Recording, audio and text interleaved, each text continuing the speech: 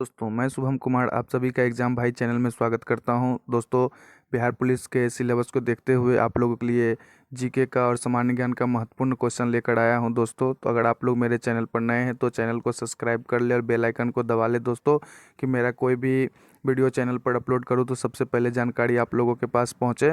तो दोस्तों मैं एकदम सिलेबस के अकॉर्डिंग आप लोगों के लिए क्वेश्चन लेकर आता हूँ। इससे बाहर आप लोगों को एक भी क्वेश्चन नहीं देखने को मिलेगा दोस्तों। इससे रिलेटेड क्वेश्चन आप लोगों को एग्जाम में देखने को मिलेगा, और जो मैं क्वेश्चन के अलावे अलग से जो फैक्ट बताता हूं दोस्तों उस पर भी आप लोगों को ध्यान देना है दोस्तों। उससे भी क्वेश्चन आप लोगों को एग्जाम में देखने को मिलेगा। तो चलिए देखते हैं आज का पहला क्वेश्चन। नॉर्मल बोरलॉग पुरस्कार से सम्मानित प्रथम महिला है। ऑप्शन ए है doctor Amrita Patel, option B है नीता अंबानी, ऑप्शन सी है प्रतिमा पुरी और ऑप्शन डी है पूर्वा बनर्जी। तो बताइए दोस्तों इसका राइट आंसर क्या हो जाएगा।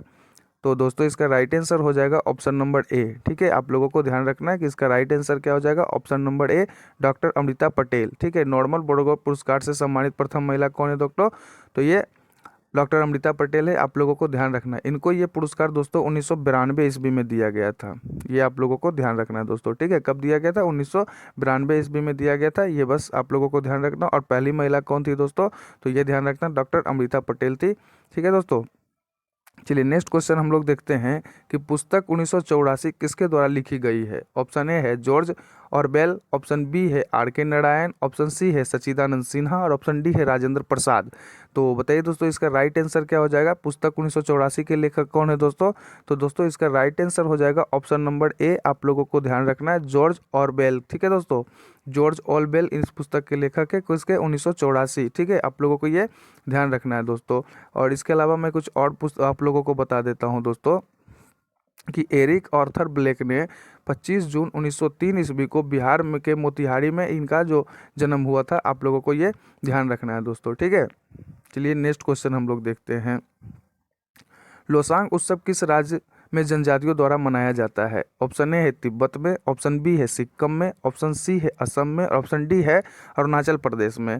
तो बताइए दोस्तों लोसांग उत्सव कहाँ मनाया जाता है, तो दोस्तों इसका राइट आंसर हो जाएगा ऑप्शन नंबर बी। आप लोगों को ध्यान रखना है दोस्तों, लोसांग उत्सव कहाँ मनाया जाता है, तो सिक्किम। और इसी से रिलेटेड एक लोसर महोत्सव पूछता है दोस्तों जो लद्दाख में मनाया जाता है। आप लोगों को ध्यान रखना है, कन्फ्यूजन नहीं होना। लोसांग उत्सव सिक्किम में मनाया जाता है और लोसार उत्सव लद्दाख में मनाया जाता है। आप लोगों को ध्यान रखना है दोस्तों। कभी कभी इसमें एक क्वेश्चन और पूछ लेता है कि लोसांग उत्सव किस समुदाय द्वारा मनाया जाता है, तो आप लोगों को ध्यान रखना है कि भूटिया समुदाय द्वारा मनाया जाता है। ठीक है दोस्तों, भूटिया समुदाय द्वारा ये मनाया जाता है। आप लोगों को ये बात भी ध्यान रखना है। ठीक है, ऐसे पूछ सकता है आप लोग लोसांग उत्सव जो सिक्किम में मनाया जाता है किस जनजाति द्वारा मनाया जाता है, तो भूटिया जनजाति द्वारा मनाया जाता है। आप लोगों को ध्यान रखना। और ये जो उत्सव मनाया जाता है ये फसल कटाई के अवसर पर सिक्किम में मनाया जाता है। ये भी बात आप लोगों को ध्यान रखना है दोस्तों। ठीक है, चलिए नेक्स्ट क्वेश्चन हम लोग देखते हैं कि मधुबनी पेंटिंग किस राज्य से संबंधित है। आप लोग भी अगर बिहार के होंगे तो कन्फर्म ये क्वेश्चन का आंसर जान रहे होंगे। चलिए फिर भी मैं आप लोगों को बता देता हूं कि मधुबनी पेंटिंग किस राज्य से संबंधित है। ऑप्शन ए है उत्तर प्रदेश, ऑप्शन बी है बिहार, ऑप्शन सी है झारखंड और ऑप्शन डी है पश्चिम बंगाल। तो बताइए दोस्तों इसका राइट आंसर क्या हो जाएगा, तो दोस्तों इसका राइट आंसर हो जाएगा ऑप्शन नंबर बी। आप लोगों को ध्यान रखना है बिहार। ठीक है दोस्तों, कि मधुबनी पेंटिंग कहाँ से संबंधित है, बिहार से संबंधित है दोस्तों। ये मिथिला क्षेत्र बिहार राज्य में स्थित है। ठीक है, और यहाँ जो ये चित्र बनाया जाता है भारतीय चित्रकला का एक पारंपरिक रूप भी है। आप लोगों को ये ध्यान रखना है दोस्तों। नेक्स्ट क्वेश्चन है दोस्तों, इंडिया विज फ्रीडम पुस्तक आत्मकथा है किसकी। ऑप्शन ए है डॉक्टर राजेंद्र प्रसाद की, ऑप्शन बी है जवाहरलाल नेहरू की, ऑप्शन सी है मौलाना अबुल कलाम आजाद की और ऑप्शन डी है सुभाष चंद्र बोस की। तो बताइए दोस्तों इंडिया विज फ्रीडम पुस्तक के लेखक कौन है, आप लोगों को बताना है। तो दोस्तों इसका राइट आंसर हो जाएगा ऑप्शन नंबर सी। आप लोगों को ध्यान रखना है मौलाना अबुल कलाम आज़ाद। ठीक है, मौलाना अबुल कलाम आज़ाद द्वारा लिखा गया पुस्तक ये इंडिया विंस फ्रीडम। ठीक है दोस्तों, जो ये है पुस्तक के बारे में आप लोगों को कुछ डिटेल करता हूँ कि इंडिया विंस फ्रीडम पुस्तक अबुल कलाम आज़ाद की एक आत्मकथा है दोस्तों। ठीक है, जो 1923 ईस्वी में भारतीय राष्ट्रीय कांग्रेस के सबसे कम उम्र के प्रेसिडेंट रहे हैं और भारत के पहले शिक्षा मंत्री भी ये रह चुके हैं। आप लोगों को ध्यान रखना है दोस्तों। नेक्स्ट क्वेश्चन है दोस्तों, भरतनाट्यम किस राज्य का लोक नृत्य है। ऑप्शन ए है तमिलनाडु, ऑप्शन बी है उत्तर प्रदेश, ऑप्शन सी है आंध्र प्रदेश और ऑप्शन डी है केरल। तो बताइए दोस्तों इसका राइट आंसर क्या हो जाएगा। तो दोस्तों इसका राइट आंसर हो जाएगा ऑप्शन नंबर ए। आप लोगों को ध्यान रखना है कि भरतनाट्यम किस राज्य का लोक नृत्य है दोस्तों, तो ये तमिलनाडु का है, आप लोगों को ध्यान रखना है दोस्तों। और दोस्तों इससे रिलेटेड कुछ मैं फैक्ट बताता हूँ, आप लोगों को ध्यान रखें। भरतनाट्यम तमिलनाडु का लोक नृत्य हो गया, ये तो क्लियर हो गया। कुछ मुख्य कलाकार इनके जो है पूछ लेता है, जैसे यामिनी कृष्णमूर्ति का संबंध किससे है, तो इनका भी संबंध भरतनाट्यम से है। सोनल मानसिंह का भी संबंध भरतनाट्यम से है। रुक्मणी देवी का संबंध भी दोस्तों जो है भरतनाट्यम से है। और ए.के. सरोज और प्रियदर्शी गोविंद, इन दोनों का भी संबंध किससे है दोस्तों, तो भरतनाट्यम से। आप लोगों को ये ध्यान रखना है दोस्तों। चलिए नेक्स्ट क्वेश्चन है दोस्तों, केंद्रीय गन्ना अनुसंधान संस्था कहाँ अवस्थित है। ऑप्शन ए है कानपुर, ऑप्शन बी है राजमुंदरी, और ऑप्शन सी है कोयम्बटूर, और ऑप्शन डी है पुणे। दोस्तों कोई भी आप लोगों को संस्था एग्जाम में एक पूछ सकता है, आप लोग ध्यान रखेंगे। लुसेंट के पीछे पेज में ये सभी संस्था आप लोगों को लगभग 50-60 दिया हुआ है, तो आप लोग इसे देख लेंगे, आप लोग का 1 नंबर फिक्स हो जाएगा दोस्तों। केंद्रीय गन्ना अनुसंधान संस्था कहाँ स्थित है दोस्तों, तो ये है दोस्तों, ऑप्शन ए है कानपुर में, ऑप्शन बी है राजमुंदरी में, ऑप्शन सी है कोयम्बटूर में, और ऑप्शन डी है पुणे में। तो बताइए दोस्तों इसका राइट आंसर क्या हो जाएगा, तो दोस्तों इसका राइट आंसर हो जाएगा ऑप्शन नंबर सी। आप लोगों को ध्यान रखना है कोयम्बटूर में, ठीक है दोस्तों। केंद्रीय गन्ना अनुसंधान संस्था कहाँ है, कोयम्बटूर में है, आप लोगों को ध्यान रखना। ऐसे दोस्तों मैं आप लोगों को कुछ संस्था आप लोगों को मैं बता देता हूँ, जो आप लोग ध्यान रखिएगा दोस्तों, ठीक है। केंद्रीय चमड़ा अनुसंधान संस्था कहाँ है दोस्तों, तो ये चेन्नई में है, आप लोगों को ध्यान रखना है। मौसम वेधशाला कहाँ है दोस्तों, तो ये पुणे में है, आप लोगों को ध्यान रखना। वहीं अगर पूछ ले भारतीय मौसम विज्ञान कहाँ स्थित है दोस्तों, तो ये नई दिल्ली में स्थित है, आप लोगों को ध्यान रखना। पेट्रोलियम अनुसंधान संस्था कहाँ है दोस्तों, तो ये देहरादून में है, आप लोगों को ध्यान रखना। लाख रिसर्च इंस्टीट्यूट कहाँ है, तो रांची में है दोस्तों, आप लोगों को ध्यान रखना। और दोस्तों नहीं होगा तो इससे रिलेटेड मैं एक पूरा जो है वीडियो बना दूंगा, आप लोग देख लीजिएगा दोस्तों। नेक्स्ट क्वेश्चन है दोस्तों, विश्व एड्स दिवस किस तिथि को मनाया जाता है, ठीक है दोस्तों। ऑप्शन ए है 1 दिसंबर को, ऑप्शन बी है 3 दिसंबर को, ऑप्शन सी है 24 अक्टूबर को, और ऑप्शन डी है 16 सितंबर को। तो बताइए दोस्तों इसका राइट आंसर क्या हो जाएगा, तो दोस्तों इसका राइट आंसर हो जाएगा ऑप्शन नंबर ए। आप लोगों को ध्यान रखना 1 दिसंबर को विश्व एड्स दिवस कब मनाया जाता है, तो 1 दिसंबर को मनाया जाता है, ठीक है दोस्तों। चलिए जो विकलांग दिवस अगर पूछ ले आप लोगों से दोस्तों, तो कब मनाया जाता है, तो ये 3 दिसंबर को मनाया जाता है, ठीक है दोस्तों। और कंप्यूटर दिवस 2 दिसंबर को मनाया जाता है, आप लोगों को ध्यान रखना है। और 24 अक्टूबर को संयुक्त राष्ट्र दिवस मनाया जाता है दोस्तों, आप लोगों को ये ध्यान रखना है। ओजोन परत दिवस 16 सितंबर को मनाया जाता है, तो आप लोगों को डेट भी याद रखना पड़ेगा दोस्तों, एग्जाम में इससे रिलेटेड भी क्वेश्चन आता है दोस्तों। नेक्स्ट क्वेश्चन है दोस्तों, अंतर्राष्ट्रीय कृषि विकास कोष की स्थापना किस वर्ष की गई थी। ऑप्शन ए है 1977 में, ऑप्शन बी है 1967 में, ऑप्शन सी है 1957 में, ऑप्शन डी है 1948 में। तो बताइए दोस्तों इसका राइट आंसर क्या हो जाएगा, तो दोस्तों इसका राइट आंसर हो जाएगा ऑप्शन नंबर ए। आप लोगों को ध्यान रखना है 1977 में, ठीक है। चलिए नेक्स्ट क्वेश्चन हम लोग देखते हैं दोस्तों, कि भारत के संविधान में उद्देशिका का विचार लिया गया है। ऑप्शन ए है फ्रांस के संविधान से, ऑप्शन बी है यूएसए के संविधान से, ऑप्शन सी है ऑस्ट्रेलिया के संविधान से, और ऑप्शन डी है ब्रिटेन के संविधान से। तो बताइए दोस्तों इसका राइट आंसर क्या हो जाएगा, तो दोस्तों इसका राइट आंसर हो जाएगा ऑप्शन नंबर ए। आप लोगों को ध्यान रखना है यूएसए के संविधान से, ठीक है दोस्तों। भारत के संविधान के निर्माण के निम्न देशों के संविधान से लिया गया है, आप लोग को पता ही होगा ये बात दोस्तों।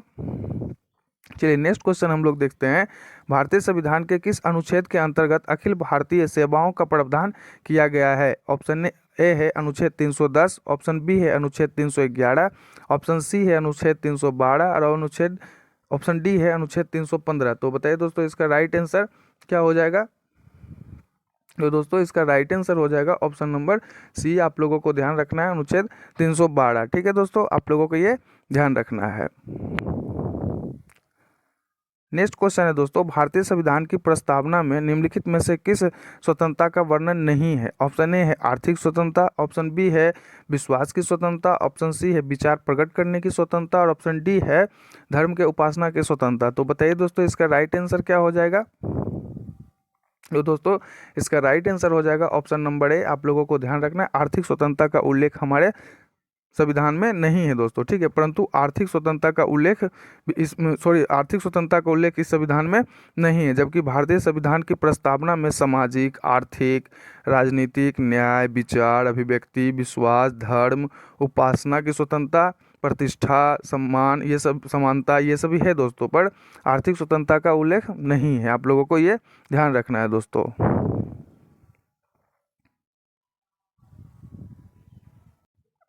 नेक्स्ट क्वेश्चन देखते हैं दोस्तों, कि निम्न में से किस महाद्वीप के को पठारों का महाद्वीप कहा जाता है? ऑप्शन ए है उत्तरी अमेरिका, ऑप्शन बी है एशिया, ऑप्शन सी है अफ्रीका और ऑप्शन डी है यूरोप। तो बताइए दोस्तों इसका राइट आंसर क्या हो जाएगा, आप लोगों को बताना है दोस्तों।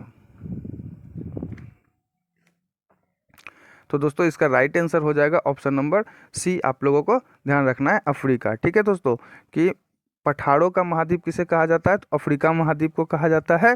ये आप लोगों को ध्यान रखना है। महाद्वीप वन्यजीव, खनिज और शक्तियों के संसाधनों से संपन्न है, ये जो महाद्वीप है अफ्रीका महाद्वीप दोस्तों। ठीक है, आप लोगों को ध्यान रखना है दोस्तों। नेक्स्ट क्वेश्चन है दोस्तों, अरावली एवं विंध्य श्रृंखलाओं के मध्य में कौन से पठार स्थित है? ऑप्शन ए है मेघालय का पठार, ऑप्शन बी है छोटा नागपुर का पठार, ऑप्शन सी है मालवा का पठार, ऑप्शन डी है दक्कन का पठार। तो बताइए दोस्तों इसका राइट आंसर क्या हो जाएगा? तो दोस्तों इसका राइट आंसर हो जाएगा ऑप्शन नंबर सी, आप लोगों को ध्यान रखना है मालवा का पठार। ठीक है दोस्तों। नेक्स्ट क्वेश्चन है दोस्तों, कि बिहार का पटना जिला कितने जिलों के साथ अपनी सीमा साझा करता है? ठीक है दोस्तों, बिहार का एग्जाम बिहार पुलिस है तो इससे रिलेटेड क्वेश्चन आप लोगों को देखने को मिलेगा दोस्तों। तो इसका राइट आंसर हो जाएगा दोस्तों ऑप्शन नंबर सी। ठीक है, 9 जिला से ये बिहार के टोटल 9 जिला से सटता है। अब मैं बता देता हूँ दोस्तों आप लोगों को 9 जिला: भोजपुर, अरवल, जहानाबाद, नालंदा, लखीसराय, बेगूसराय, समस्तीपुर और सारण। ठीक है दोस्तों, आप लोगों को ध्यान रखना है दोस्तों। नेक्स्ट क्वेश्चन है दोस्तों, जनगणना 2011 के अनुसार निम्न में से किस राज्य में सर्वाधिक साक्षरता दर है? ऑप्शन ए है मिजोरम, ऑप्शन बी है गोवा, ऑप्शन सी है त्रिपुरा, ऑप्शन डी है हिमाचल प्रदेश। तो बताइए दोस्तों इसका राइट आंसर क्या हो जाएगा? तो दोस्तों इसका राइट आंसर हो जाएगा ऑप्शन नंबर ए, आप लोगों को ध्यान रखना है मिजोरम। ठीक है दोस्तों, कि जनगणना 2011 के अनुसार निम्न में से किस राज्य में सर्वाधिक साक्षरता दर है? ठीक है, तो आप लोगों को ध्यान रखना है ऑप्शन के अकॉर्डिंग हो गया दोस्तों, किस राज्य में सर्वाधिक साक्षरता दर है? तो मिजोरम में ऑप्शन के हिसाब से हो गया। ऐसा तो सबसे ज़्यादा साक्षरता दर दोस्तों केरल में है, आप लोगों को पता होगा। नेक्स्ट क्वेश्चन है दोस्तों, भारत के किस राज्य की तट रेखा सबसे छोटी है? ऑप्शन ए है केरल, ऑप्शन बी है कर्नाटक, ऑप्शन सी है गोवा और ऑप्शन डी है पश्चिम बंगाल। तो बताइए दोस्तों इसका राइट आंसर क्या हो जाएगा? तो दोस्तों इसका राइट आंसर हो जाएगा ऑप्शन नंबर सी, आप लोगों को ध्यान रखना है दोस्तों। ठीक है, इसका राइट आंसर क्या हो जाएगा? ऑप्शन नंबर सी, गोवा हो जाएगा। सबसे छोटी तटरेखा गोवा की और सबसे बड़ी तटरेखा किसकी दोस्तों? तो गुजरात की है, आप लोगों को ध्यान रखना है। नेक्स्ट और आखिरी क्वेश्चन है दोस्तों, निम्न पर्वत श्रेणियों का उत्तर से दक्षिण का सही क्रम आप लोगों को बताना है दोस्तों। ठीक है, चलिए बताइए इसका राइट आंसर क्या हो जाएगा? तो दोस्तों इसका राइट आंसर हो जाएगा ऑप्शन नंबर ए। ठीक है, काराकोरम श्रेणी, लद्दाख, जास्कर और पीर पंजाल, ये उत्तर से दक्षिण की ओर पर्वत की श्रेणियां हैं, आप लोगों को ध्यान रखना है दोस्तों। तो दोस्तों ये आप लोगों के लिए इंपॉर्टेंट क्वेश्चन मैं लेकर आया था। अगर आप लोगों को वीडियो अच्छा लगा तो आप लोग इसे लाइक करें, शेयर करें, अपने दोस्तों में भी शेयर करें दोस्तों। और आप लोग मेहनत जारी रखें दोस्तों, इस बार हर हाल में वर्दी ले, एग्ज़ाम डेट भी आप लोगों का आ चुका है और साथ में दोस्तों आप लोग का एडमिट कार्ड भी अब डाउनलोड होना स्टार्ट हो जाएगा। ठीक है, तो चलिए आप लोग मेहनत करते रहिए। धन्यवाद दोस्तों।